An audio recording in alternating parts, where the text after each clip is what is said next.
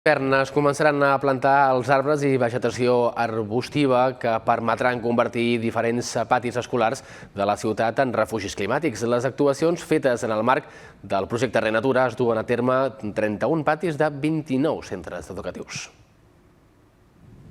Les actuacions previstes per convertir 31 patis escolars de la ciutat en refugis climàtics dins del marc d'un dels 6 projectes del Renatura s'han reprès aquest novembre amb una primera presa de contacte.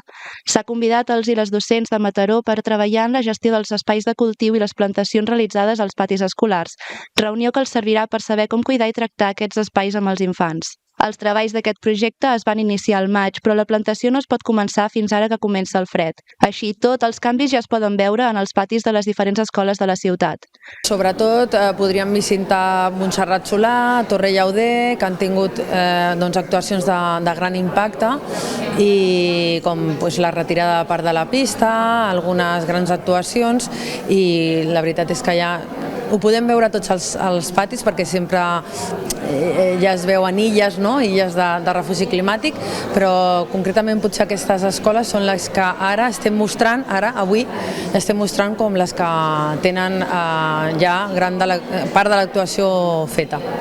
La millora de la permeabilitat del sòl, la plantació d'espècies arbòries i arbustives i la creació d'horts escolars són algunes de les tasques que permetran el foment de la biodiversitat en els patis escolars. Les accions segueixen el calendari previst amb termini fins al 31 de desembre. Des de l'Ajuntament avancen que un cop acabades les tasques i de cara a l'estiu poden valorar que aquests 31 patis escolars s'incorporin dins la xarxa general de refugis climàtics de Mataró. Això significaria que quan hi ha una onada de calor hem d'obrir les escoles, llavors hauríem de treballar a veure com fem aquesta gestió.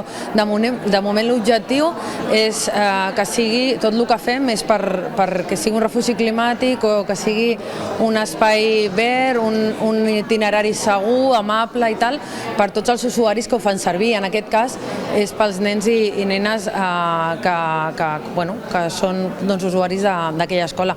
Però sí que és una reflexió que s'ha de fer. Durant tota la implantació del Renatura s'ha fet un procés participatiu i fins al 31 de desembre es continuarà compartint les diferents actuacions que es fan en el marc d'aquest projecte. Des de l'Ajuntament es mostren oberts a rebre aportacions que permetin mantenir el projecte dinàmic i obert.